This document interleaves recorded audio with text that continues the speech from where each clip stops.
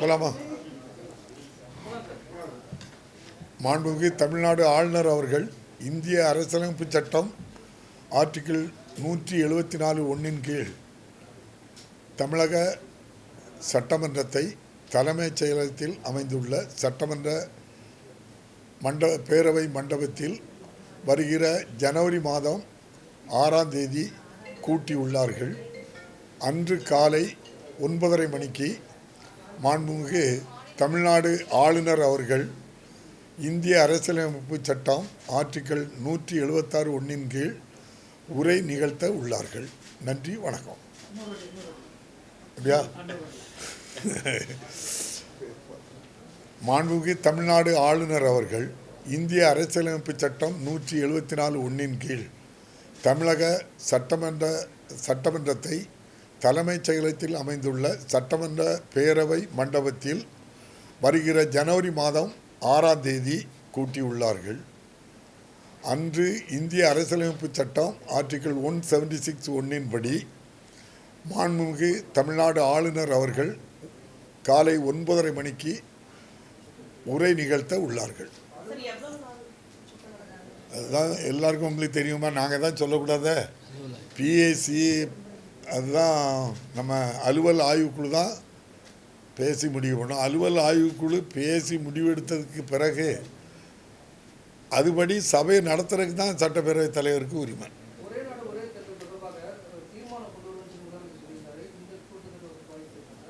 அது நீங்கள் முதலமைச்சர்கிட்ட தான் சொல்லணும். நீங்கள் சபாநாயகர்கிட்ட நீங்கள் பில்லு கொண்டு வரலான்னு கேட்க முடியுமா? நீங்கள் தீர்மானம் முதலமைச்சர் கொண்டு வந்தால் அந்த தீர்மானத்தை டிஸ்கஷன் பண்ணி நிறைவேற்றுறதுக்கு இந்த சட்டமன்றம் தயாராக இருக்குது. சார், கடந்த சட்டசபை கூட்டத்தில் ஆளுநர் கூட உரையில் முரண்பாடு இருந்துச்சு. இந்த முறையும் அந்த மாதிரி உரைகளை முரண்பாடு நீங்கள் நாங்கள் பண்ண மாதிரிலாம் சொல்லியா? இல்லை முரண்பாடு ஏற்பட்டு அது நீங்கள் மாண்புமிகு தமிழ்நாடு ஆளுநர் அவர்கள் முதல் பக்கத்தையும் கடைசி பக்கத்தையும் வாசித்தாங்க, அவ்வளோதான். இந்த தடவை முழுமையாக வாசிப்போம்னு நம்புகிறோம். பேரவை கூட்டத்தொடர் 100 நாட்கள் நடத்தணும்னு சொல்லி தேர்தல் அறிக்கையிலே உறுதி கொடுத்துருந்தாங்க. ஆனால் பேரவை கூட்டத்தொடரோட நாட்கள் சுருங்கிட்டே வருது. கடந்த கூட்டத்தொடர் கூட 2 நாள் தான் நடத்தணும் அப்படின்னு சொல்லி எதிர்கட்சி தலைவர் குற்றம் சாட்டினாங்க. ஸோ பேரவை கூட்டத்தொடர் நீங்கள் நான் அசம்பிளிலே சொல்லியிருக்கேன், நீங்கள் எல்லோரும் தான் பார்த்துருப்பீங்களே. 2011 21 வரை 10 ஆண்டு காலத்திலையும் குளிர்கால கூட்டத்தொடர் நடத்துறது 2 நாள் தான் நடத்தியிருக்காங்க எல்லாருமே. அதுக்கு காரணம் என்னென்னா, ஒரு கூடுதல் நிதி கொள்கை தான் அன்னைக்கு நம்முடைய ஒரு கூடுதல் செலவினத்துக்கான ஒரு பில்லை தான் மாண்புமிகு நிதி அமைச்சர் இன்ட்ரடியூஸ் பண்ணாங்க. அதில் பேசுகிறதுக்கு பெரிய சப்ஜெக்ட் இருக்காது. நீங்கள் முன்னால் எடுத்துக்கிட்டாக்கி தமிழ்நாடு மின் வாரியமும் இந்த குளிர்கால கூட்டத்தொடரில் எடுத்துக்கிடுவாங்க. அது ஜெனரல் பட்ஜெட்டில் தமிழ்நாடு மின் வாரியம் டிஸ்கஷன் வராது. அதனால் 1 வாரம் 10 நாள் வரை அது நடந்திருக்கும். இப்போ இந்த கூடுதல் செலவினங்களுக்குள்ள ஒரு சின்ன பில் மட்டும்தான் வரும். அதை 2011 21 வரை பாருங்கள், 2 நாள் தான் நடந்திருக்கோம். டிஸ்கஷன் இல்லாமல் நடந்திருக்கோம். மாண்புமிகு இன்றைய முதல்வர் வந்ததுக்கப்புறம் எது வந்தாலும் கூட கொஞ்சம் நேரம் ஆனாலும் பரவாயில்ல, டிஸ்கஷன் பண்ணுங்க அப்படின்னு சொல்லி பண்ணியிருக்கோம். இதுபோக இந்த ஆண்டு பாராளுமன்ற தேர்தல், அதனால் நம்ம பெரிய அளவில் நாட்களை எடுக்க முடியலை. ஏன்னா தேர்தல் அறிவித்த நாள் முதல் சட்டமன்றம் நடத்த முடியாது. தேர்தல் முடிஞ்சு உங்களுக்கு தெரியும். அதனால் 2021 தேர்தல் அந்த ஆண்டு தான் நடந்து சட்டமன்றம் கூட்டம் அதனால் கொஞ்சம் நாட்கள் அதிகம் எடுக்க முடியல.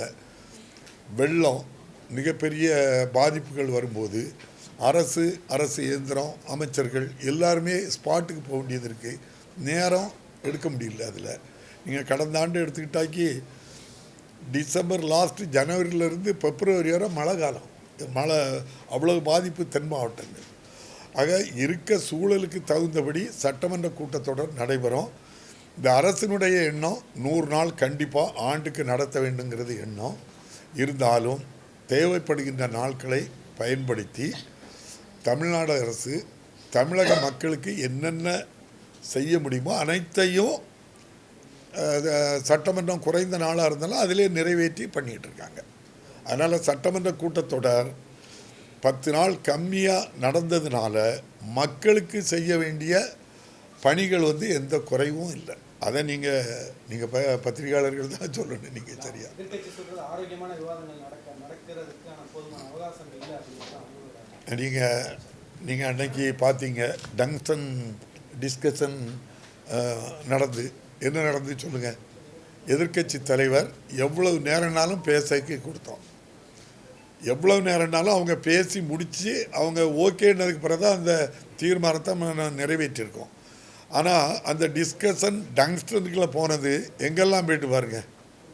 செம்பரம்பாக்கத்துக்கு போய் அப்படி வரிசையாக ஒவ்வொரு இடமா அது இடம் மாறி போச்சு. இருந்தாலும் கூட பிரதான எதிர்க்கட்சி தலைவர் பேசுகிறாங்க, அதுக்கு உரிய அங்கீகாரம் கொடுக்கணும்னு சொல்லி மாண்புமிகு முதல்வர் விரும்புகிறாங்க. அப்போ நான் அதுக்கு அதை நிறைவேற்ற பண்ண மாட்டோம். எதிர்க்கட்சி தலைவருக்கு உரிய அந்தஸ்து மரியாதை அவங்க பேசினாக்கி அவங்களுக்கு என்ன ஒன்றோ அவ்வளோ கொடுக்குறோம். என்னொன்னே நீங்கள் அன்னைக்கு பார்த்துருப்பீங்க. 0 ஹவரில் எதிர்க்கட்சி தலைவர் எழுப்பியிருக்காங்க. உங்களுக்கே தெரியும் 0 ஹவரில் எதிர்க்கட்சி தலைவர் எழுப்புவது அவருக்குடைய உரிமை, எதை வேணாலும் பேசலாம். ஆனால் அரை மணி நேரத்துக்கு முன்னாலேயாவது சொல்லியிருக்கணும் அந்த விஷயத்தை. அது பேரவை விதி அப்படி சொல்லுது. என் அவையில் வந்து சொல்லலை, அங்கே வந்து சொல்லலை. அதுக்கப்புறமும் நான் ஒரு ரூலிங் எடுத்து காட்டுதேன். மாண்புமிகு முன்னாள் சட்டப்பேரவை தலைவர் தனபால் அவர்கள் 2018 ஒரு ரூலிங் கொடுக்குறாங்க. அரை மணி நேரத்துக்கு முன்னாலேயாவது என்னுடைய கவனத்துக்கு வந்து சொல்லியிருக்கணும், நீங்கள் சொல்லலை, அதனால் நான் அலோவ் பண்ணலைன்னு சொல்லி ஒரு ரூலிங் கொடுத்துருக்காங்க. நான் அதை ரெஃபர் பண்ணனே தவிர நம்முடைய மாண்புமிகு முதல்வர் அது அனுமதிக்க தான் சொல்கிறாங்க. நம்ம அனுமதிக்கிறோம்.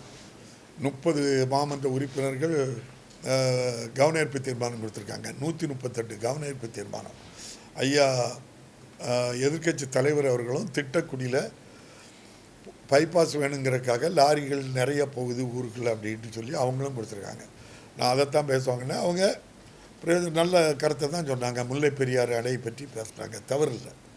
அப்போ இந்த அரசு எதிர்க்கட்சி எவ்வளோ மதிக்கிறதுன்னு நீங்கள் பாருங்கள்.